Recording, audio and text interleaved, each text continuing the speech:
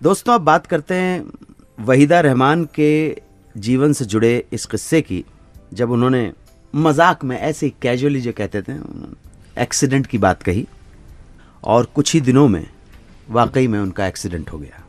ये वाकया है गुरदत्त की फिल्म कागज़ के फूल के समय का।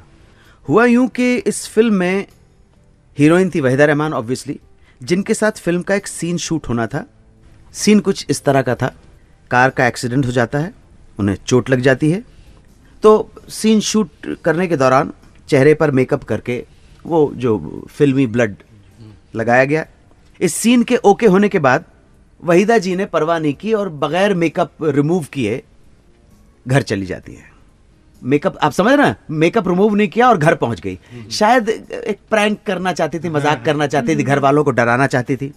वहीदा ने प्लान के हिसाब से घर पहुंचते ही वो अपनी एक्टिंग शुरू कर दी, दर्द दूर कराने जी हाँ, दर्द का। और घर वालों से कहा कि उनकी कार का एक्सीडेंट हो गया है, चोटें आई हैं। घर वालों ने कभी सपने में भी नहीं सोचा था कि वो ऐसा मजाक करेंगी, और सभी लोग खून देखकर घबरा गए। उनसे बोले तुम्हें इस तरह अकेले नहीं आना चाहिए था, हमें बुला लिया होता या फिर सीधी डॉक्टर के पास चली जाती, इतनी चोट आई है। वो सीरियसली ले बैठे, उनके कहीं इमेजिनेशन भी नहीं था कि ये सब ड्रामा हो रहा है। वहीदा ने जब देखा कि सभी उनके मजाक को सच समझ बैठे हैं, तो उसके बाद उन्होंने अपने आप को एक्सपोज कर दिया कि भाई मैं तो मजाक कर रही थी। हाँ, वो हंसी, सारे घर वालों को माजरा समझ में आ गया और डांट भी पड़ी उनकी। घर के लोगों ने डांटा, खबरदार इस तरह का गंदा मजाक करने की कोशिश की गई। साहब, बात आई गई हो गई, लेकिन वहीदा को यह पता नहीं था कि उनके मजाक में की गई ये बात एक दिन सच हो जाएगी।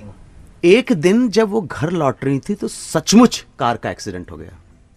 मामूली चोटें आई थी, खैर थोड़ी सी ड्रेसिंग के बाद सही सलामत घर आ गई।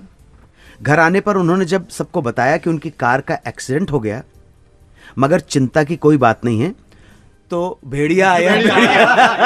भेड़िया सही में आ गया। तो पहले तो किसी को विश्वास ही नहीं हुआ, मगर बाद में हकीकत सबके सामने आ गई।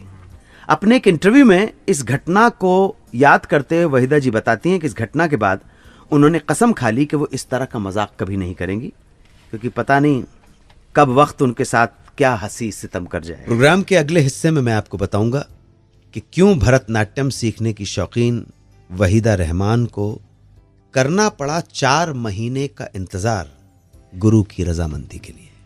ये किस्सा सुनाऊंगा लौटकर। आप सुनते रहे सुहाना सफर विद अन्नू कपूर, सिर्फ 92.7 बिग एफएम।